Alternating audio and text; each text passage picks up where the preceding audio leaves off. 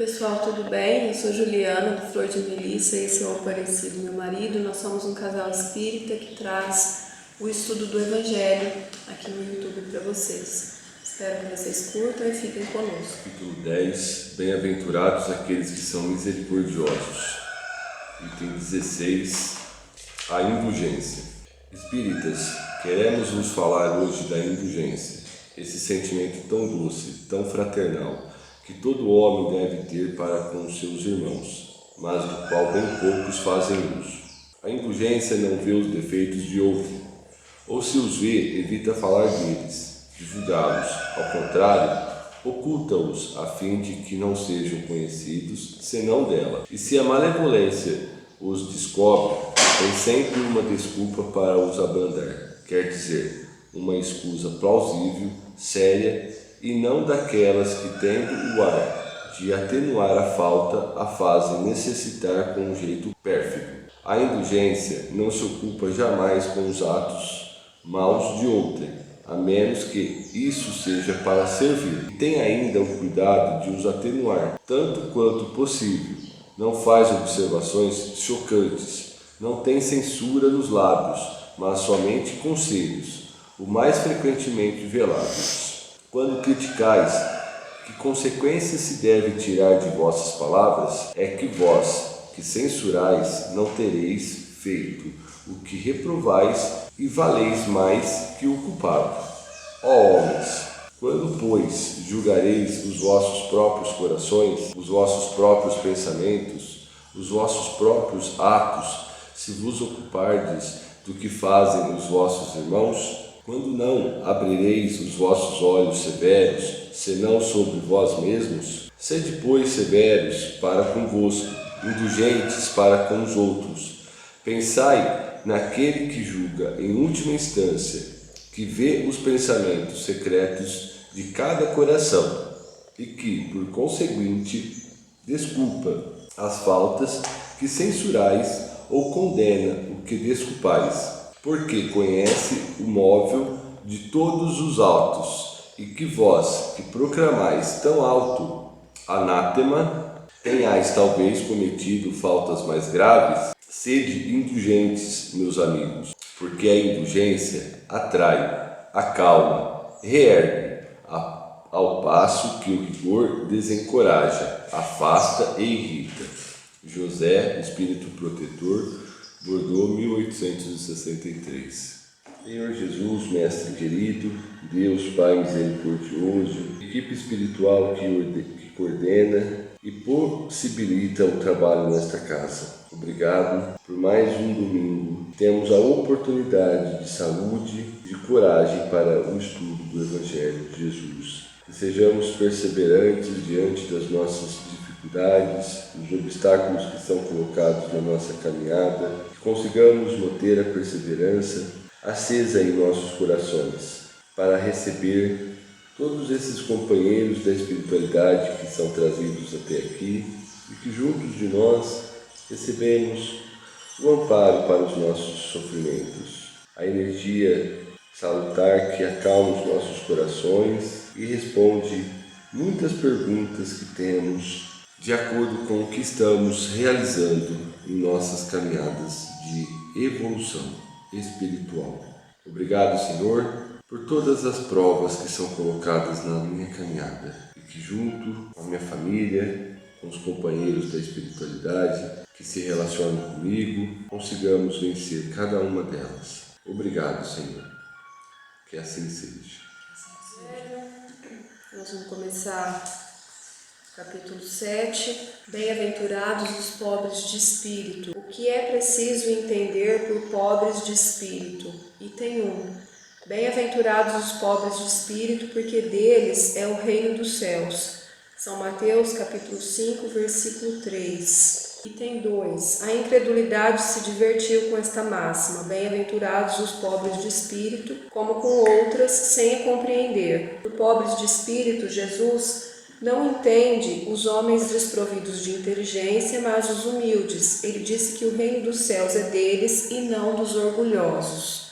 Eu tive pensando sobre esse capítulo e sobre essa parte. É preciso entender por pobres de espírito, né? Duas coisas vieram à minha mente quando eu, ao longo da semana, estive pensando a respeito, né? A primeira é o quanto nós julgamos e achamos que seguir Jesus, fazer as coisas que Jesus nos ensinou, que fazer isso daqui mesmo que nós estamos fazendo, não é uma coisa que chama a atenção das pessoas, né? E isso tem mexido muito com os meus pensamentos. Como que uma tragédia ou a vida alheia, uma pessoa se sobressaindo a outra, chama muito mais a atenção do que esse tipo de ação.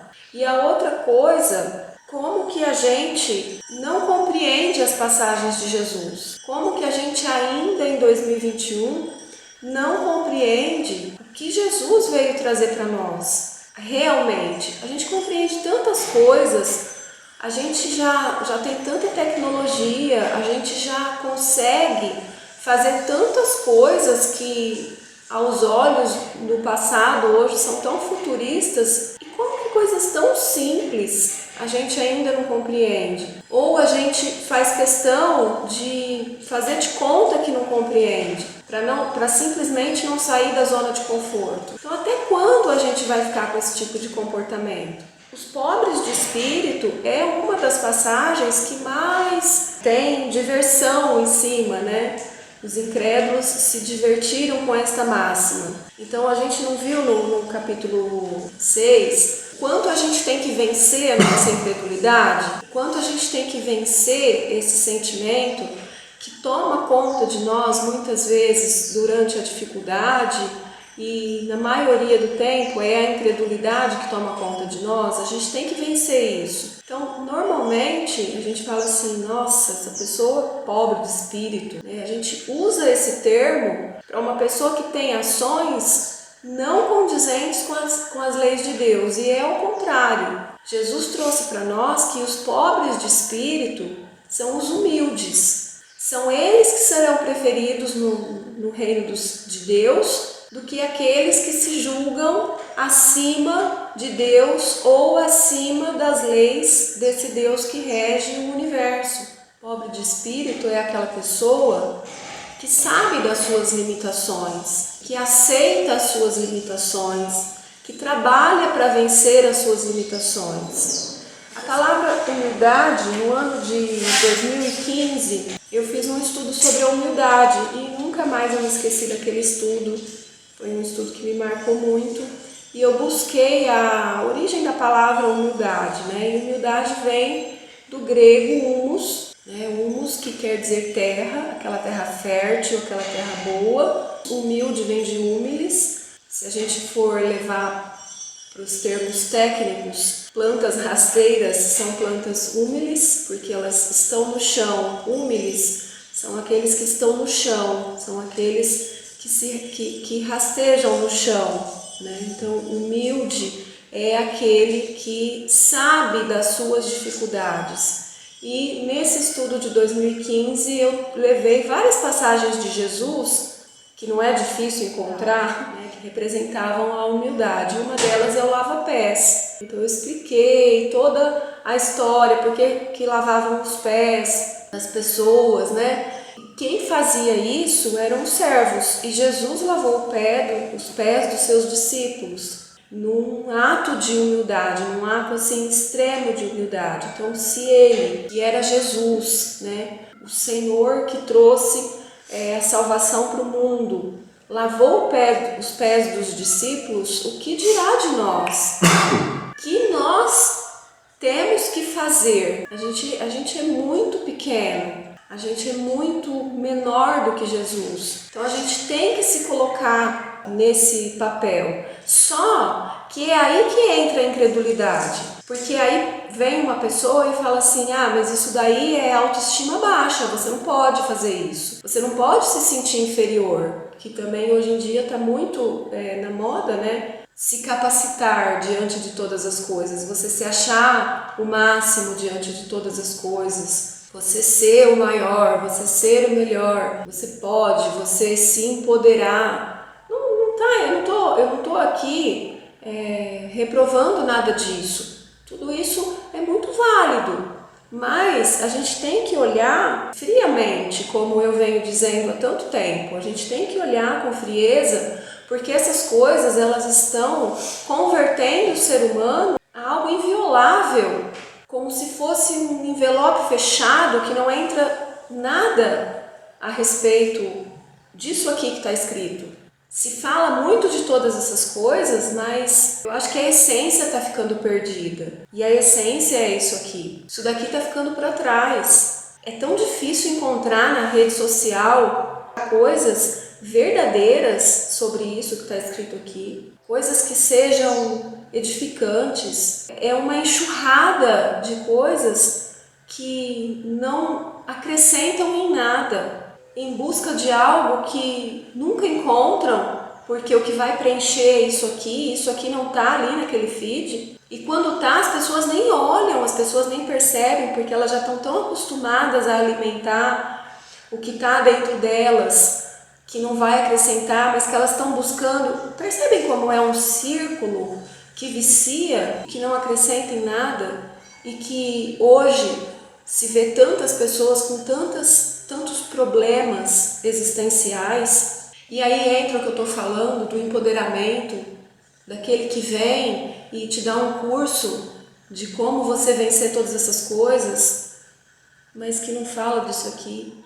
Hoje em dia a gente vê tantos jovens que se suicidam, têm depressão, que se mutilam. Isso é falta de Deus, isso é falta de Deus dentro dos lares. Isso é falta do Evangelho de Jesus. As pessoas não estão preocupadas com isso, as pessoas se preocupam com outras coisas. Os pais hoje se preocupam em dar o melhor celular, mas não se preocupam em dar o exemplo, não se preocupam em sentar em uma mesa uma vez na semana, abrir o Evangelho e conversar a respeito daquela leitura. As pessoas não fazem. E querem que tudo esteja bem. Como que em um lar onde você não conversa sobre Deus, como que as coisas vão estar bem? Não tem mágica. Se em um lar onde o Evangelho é feito regularmente, as coisas já ficam difíceis porque a gente está no planeta de provas e expiações. Nós somos espíritos que necessitam da dificuldade para se movimentar, porque se estiver tudo bem a gente senta e não faz nada. Então a gente precisa da dificuldade ainda na nossa condição evolutiva. Então se no lar onde existe uma base estruturada nas leis de Deus e nos ensinamentos de Jesus, as coisas já são difíceis, imagine um lar onde não existe isso. A primeira parte que eu queria falar é sobre isso. Eu senti uma necessidade de falar sobre isso porque eu acho que eu me vejo me perdendo muitas vezes. Eu me policio demais, então eu senti a necessidade de trazer isso dentro desse contexto aqui, da humildade, de que a gente precisa entender a fundo o que Jesus vem falar para nós. E aqui, nessa parte, uma das partes que mais tem desentendimento, porque as pessoas, você vai falar assim, o que é pobre de espírito? Né? Eu sei que pouquíssimas pessoas vão ver esse vídeo, infelizmente, mas por favor, quem estiver vendo, deixa para mim nos comentários o que é que você entende por pobre de espírito, o que é que você entendia antes desse estudo por pobre de espírito. Porque está na hora da gente começar a entender as coisas que Jesus disse e as leis desse Deus que deixa tão claro para nós e que a gente faz ao contrário e depois reclama e depois chora e pergunta para Deus por que está acontecendo aquilo conosco. A reflexão para a nossa semana, colocar a humildade nas nossas ações, aceitarmos as nossas dificuldades, aceitarmos as nossas limitações. Como é difícil nós aceitarmos as nossas limitações, como que a gente não gosta de olhar para os nossos defeitos, né? Como que a gente se compraz muito mais em olhar o defeito do outro do que o nosso. Então é o convite que fica para a nossa semana. Senhor Jesus, obrigada por mais um dia de estudo, obrigada por esse momento de reflexão em nossa vida, que nós possamos levar para o nosso dia a dia, para as nossas ações, a humildade em cada uma das nossas atitudes, em cada uma das nossas intenções. Que a gente possa sempre se lembrar do exemplo maior que lavou os pés dos seus discípulos e que se colocou abaixo desse Deus misericordioso e que é muito maior do que todos nós.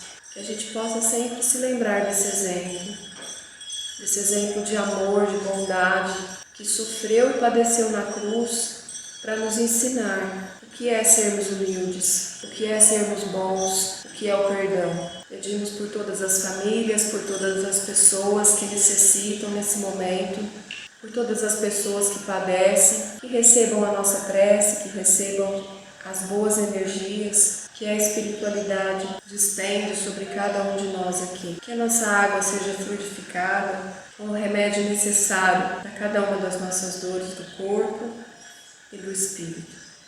Obrigada, Senhor Jesus, esteja conosco hoje e sempre, que assim seja. Que assim seja, Senhor Jesus.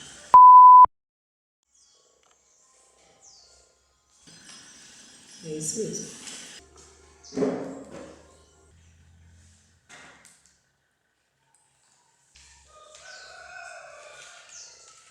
Começar os mosquitos, minha senhora. Vai.